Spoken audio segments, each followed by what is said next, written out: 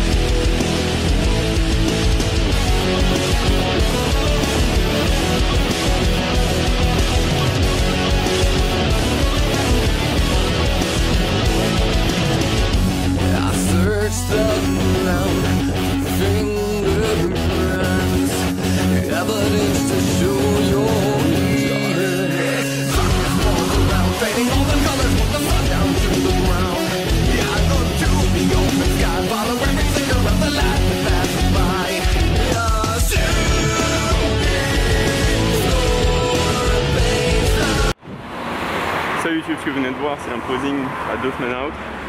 Je suis un peu pressé, j'ai une course à faire, je vous reprendrai tout à l'heure. Vendredi c'est le jour le plus plat de la semaine parce que vous savez que jeudi load, non, je décharge pour le week-end. Mais ça veut aussi dire que demain c'est samedi. Et demain c'est Fils Day. Je vous prendrai des photos comme d'hab. Le poids je sais pas, j'ai pas eu le temps de le prendre. J'imagine aux alentours des 82,5. On le voit plus ou moins sur le posing. C'est plat mais c'est lean. Vivement le planning, vivement l'épilation. J'ai rendu ça bon, à terre. Ok YouTube, on est back à la maison. J'ai fini ce que j'avais à faire, maintenant c'est lunch break. Ce matin je vous en ai pas parlé, mais j'ai mangé une Quest bar qui sont je ne sais pas où. Une Quest bar cookie dough, donc il y a 190 calories dans celle-là ou 180. C'est 9 grammes de fat, 19 grammes de protéines et 21 grammes de carbs, ou l'inverse, c'est pas trop grave, avec un bol. Donc mon bol, il y a un taille fine, 66 calories, je sais pas pourquoi j'ai un bonnet sur la gueule, 66 calories, j'ai mis des Choc à Pic, des Golden Grams et 3 Kit Kat Balls, et c'est calculé sur MyFitnessPal, si vous voulez aller voir, Tagis sur MyFitnessPal, je vous ajouterai tant que j'ai de la place, je sais pas combien il en reste. Donc ça m'a amené à 585 ou 660, je sais plus, calories pour la journée. Donc là on passe au deuxième repas. Je vous montre ce que j'ai. Alors, classique salade du midi. Donc, je garde des carbs pour plus tard dans la journée. Ici, j'ai du blanc de poulet. Dedans, on a notre sauce Philadelphia barbecue et la moutarde américaine. Un bon paquet d'iceberg avec de la mâche et des feuilles d'épinards. On a des cornichons aigre douce. En dessous, j'ai du barbecue chicken, comme vous pouvez le voir. Et ici, c'est du jambon à la broche. Donc tout ça se fait avec la sauce. J'ai du parmesan, de l'huile d'olive, du vinaigre balsamique. Les macros, je les mettrai dans les MyFitnessPal, vous le verrez. J'essaierai de vous mettre un screenshot à la fin de la vidéo. On mange. J'ai oublié le plus important, du bacon on top. Ok, question intéressante de Luyano. Faut que je la retrouve. Théo. Petite question, les VLC à acide aminé donc, branché. Et la glutamine font-ils vraiment une différence en sèche pardon. Donc glutamine, ça a été prouvé que c'est le complément alimentaire le moins efficace parce qu'il est très mal assimilé par le corps, donc ça passe dans système digestif et il est détruit quasiment à 70% s'il n'est pas de conneries. Je l'ai appris de bonne leçon, donc je le sors pas de n'importe où. Et concernant les acides aminés, donc ça pourrait être intéressant. J'ai réfléchi à une logique derrière ça. Moi, j'en prends pas personnellement, je cherche une logique derrière ça. Donc les acides aminés, c'est ce qu'il y a dans les protéines au final quand on décompose la protéine. Et du coup, ça veut dire que si on se complémente en acides aminés, donc il y a des calories là-dedans, mais il y a moyen de baisser son apport en protéines à la journée, donc de compenser en glucides. Ça veut dire que si on prend des acides aminés, on peut baisser par exemple de 10 à 20 grammes ces protéines et les rajouter en glucides pour avoir toujours le même total calorique. Et on sait très bien que plus on a de glucides dans notre diète, mieux on loue, plus on a d'énergie, plus on est plein, etc. Donc ça c'était une théorie à laquelle j'avais pensé pour me ménage, j'ai toujours pas fait parce que les acides aminés ça coûte une blinde et pour moi ça vaut toujours pas le coup, je préfère manger parce que j'ai faim. Mais à voir, je sais, j'ai jamais eu de recherche là-dessus, la théorie est intéressante, il faudra pousser un peu plus loin. On avance sur la salade.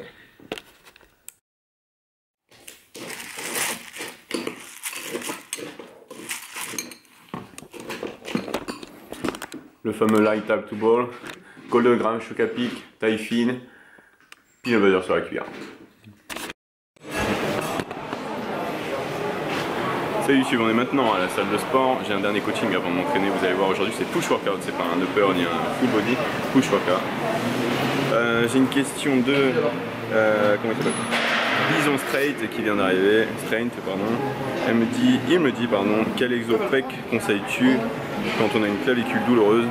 Donc déjà les gars, pensez que les exo-pec c'est pas des développés, c'est des écartés. Okay. Donc dans ces cas-là, si tu as une clavicule douloureuse, travaille ta posture. Donc il faut que tu aies toujours la poitrine bien haute, tes épaules bien basses.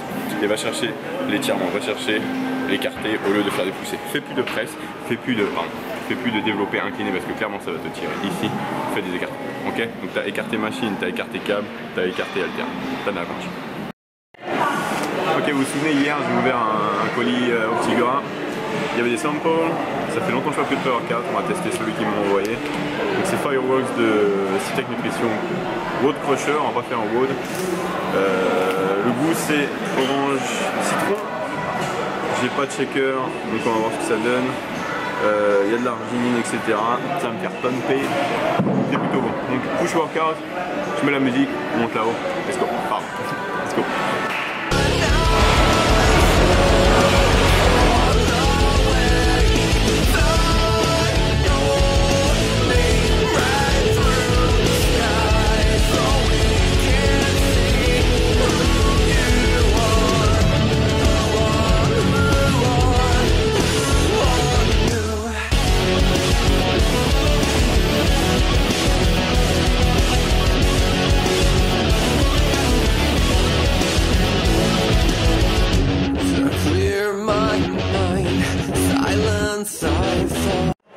Je vais essayer de répondre à une de vos questions entre chaque exercice sans perdre de pump. Pump is coming. Donc j'ai une question d'Anto Fit Me qui me demande sur les journées que tu rattrapes du week-end, genre le lundi, à 1200 calories, enfin elle m'a dit c'est plus 600 d'ailleurs. Comment tu fais pour les macros? Donc j'analyse ce que j'ai fait dans le week-end. Généralement c'est rarement haut en prot, mais très haut en carbs, 1000 plus, et très haut en fat, 200 à 300 plus. Du coup je vire ces deux là et éventuellement, déjà il n'y a pas de glucides, je suis plus ou moins sûr, j'essaie de blinder les grammages de protéines, enfin pas les blinder, les mettre normal, sachant que c'est 160 pour moi, 160 x 4, ça fait un certain total, ce qui me donne quasiment ma journée. Donc le lundi, si vous voulez un exemple de repas, c'est du jeûne jusqu'à environ 20 h. Moi j'ai une vieille salade qui traîne, maxi protéinée, une pomme, de l'iceberg pour éviter d'être trop acide. Et on s'en sort comme ça jusqu'au mardi. Et je vous avouerai que je réponds à une deuxième question au passage. On me demande si ça impacte la qualité de mes séances. Pas du tout. Zéro. J'ai pas faim, je suis pas fatigué, j'ai des mètres de pump. Et c'est là où je fais généralement mes PR. Next, flag press.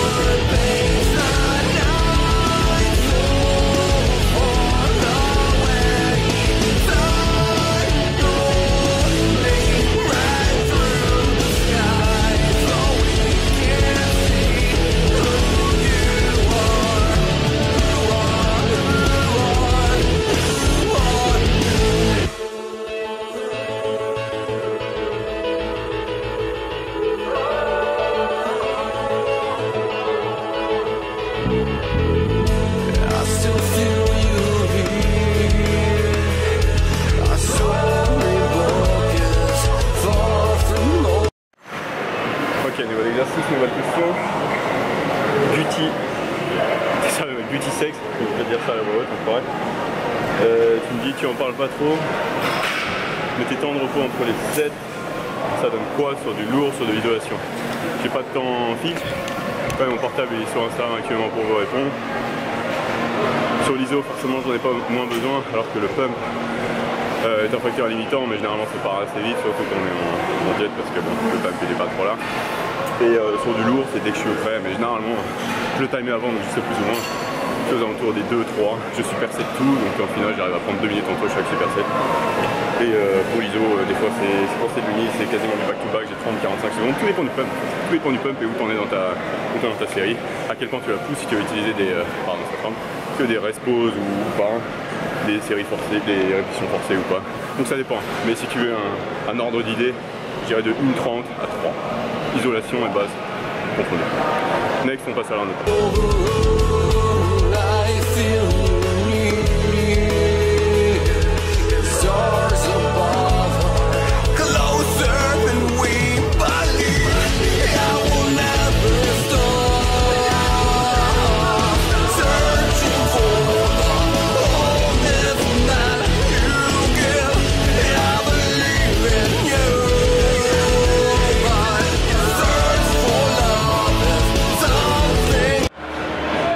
Question intéressante de Rafag35 qui me demande est-ce que tes cheat week, donc mes enjeux de week-end, me ralentissent dans la progression pour IFBB France.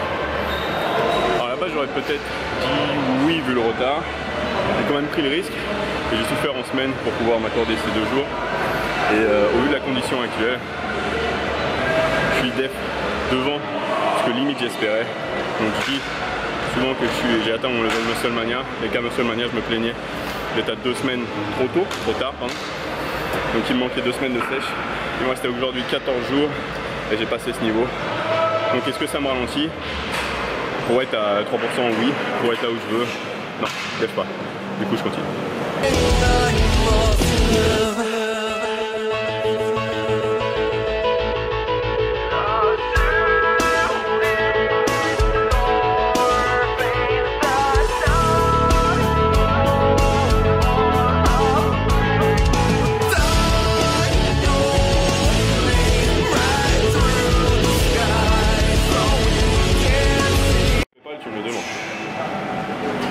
Prochaine question, je suis avec mon ami Frédéric Delavier, c'est marqué dessus, c'est le vrai. Alors la question de Gucé Revolta qui me demande pour les séances jambes, conseilles-tu les Adipower, c'est des chaussures de powerlifting donc il y a une petite talonnette, ou les chaussures Nike souples? Chaussures d'haltéro Adipower. Dans tous les cas, si tu veux faire un squat, être un peu plus puissant, éviter d'avoir un porte-à-faux de tomber en avant, tu mets des talonnettes. C'est surtout valable pour les gens qui ont des longs fémurs et pour éviter de tout récupérer en dos. Donc un mec comme moi, quand on faisait des compètes, j'avais des talonnettes et des fois même on pouvait les compenser encore plus jusqu'à la limite du règlement pour pouvoir compenser. Mais après, il y a des gens qui sont très souples, qui ont les chevilles plus ou moins souples au niveau musculaire. Qui pourront compenser même un grand fémur et qui n'auront pas forcément besoin d'une talonnette.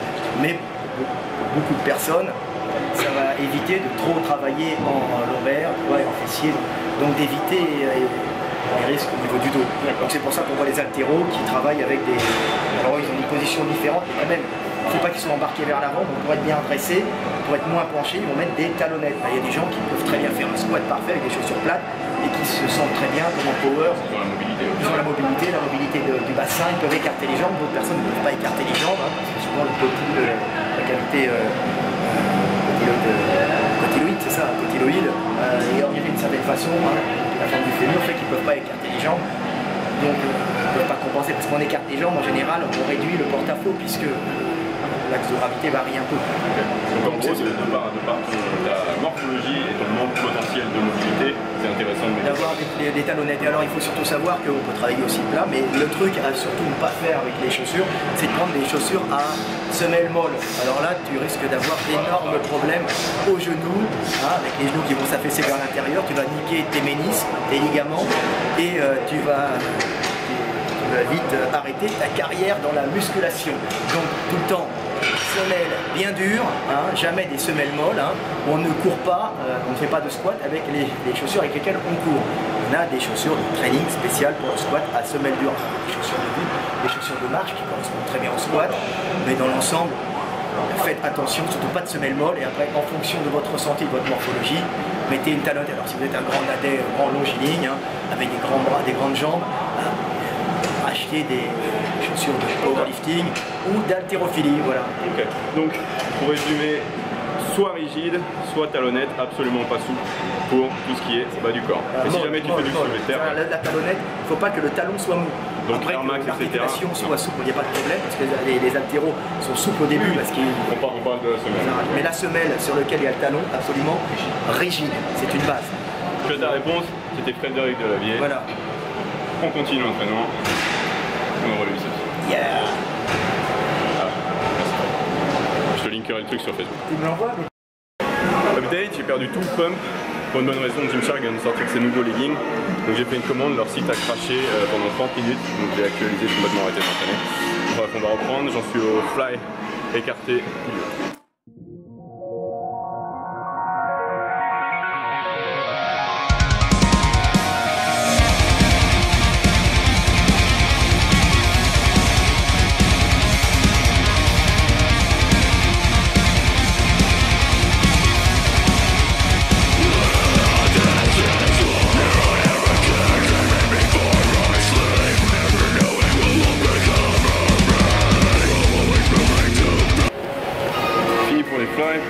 Une question qui revient souvent dans le question, question-réponse dans le Q&A quand ça fait bien on voit enfin.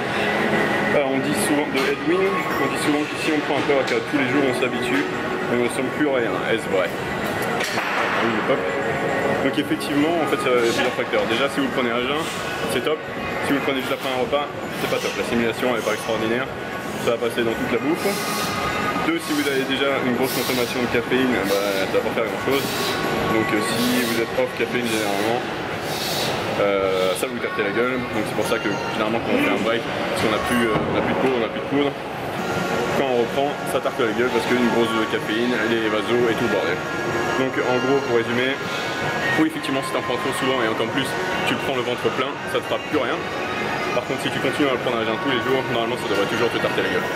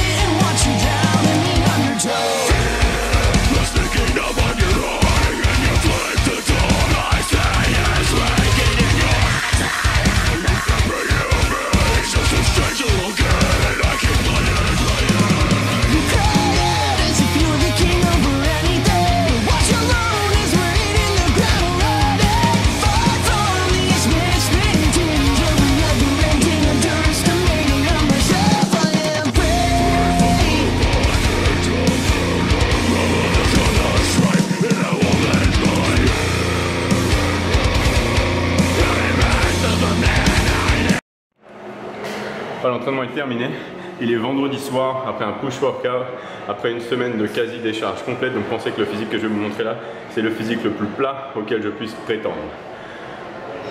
J'ai beau avoir pumpé, je suis plat comme un putain de pancake, mais on va voir ce que ça donne.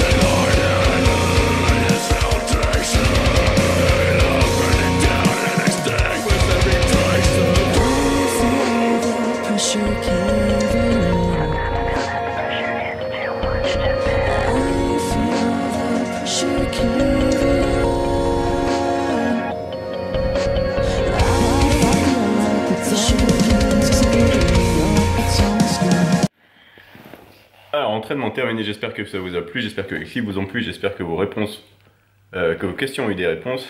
Rapide passage pour vous montrer mon avant-dernier repas de la journée. Donc je vais finir maintenant mes protéines pour la journée avec 3 tranches de jambon, une tranche de blanc de poulet et du Philadelphia, du barbecue, de la sauce moutarde américaine.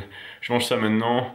On se retrouve chez moi pour le dessert, un blabla de fin de vidéo et je vous édite la vidéo que vous avez normalement samedi matin. Samedi, je sais pas la date, en tout cas c'est samedi. Peace out.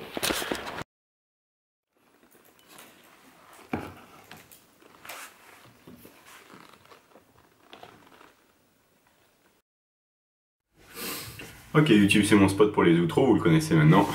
Je viens d'arriver chez moi, j'ai fait un tour par Intermarché pour rentrer, pour avoir un Major Key pour le week-end, qui s'appelle le Banania. Donc vous pensez que c'est de la poudre? Non, c'est la pâte de Banania. Pâte qui va aller dans les Type to Wrap, que je vous montrerai probablement en photo. Je vais essayer de tous les week-ends, si j'arrive, prendre des photos de tout ce que je mange, histoire de faire un montage et de boule drop le dimanche. Ah, donc je voudrais faire un retour sur la semaine. On est aujourd'hui vendredi soir, vous venez de voir le posing à 2 weeks out de IFBB France.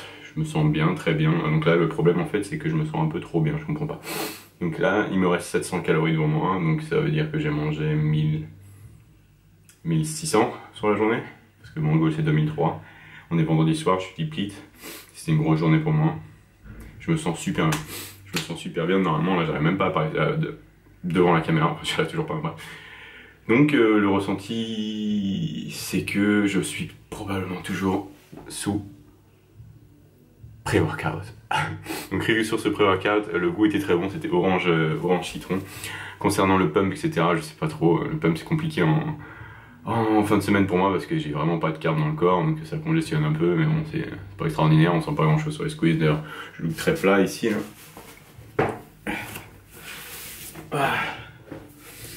Voilà, pour la vidéo ça va un peu mieux, bon pas, et on s'en fout.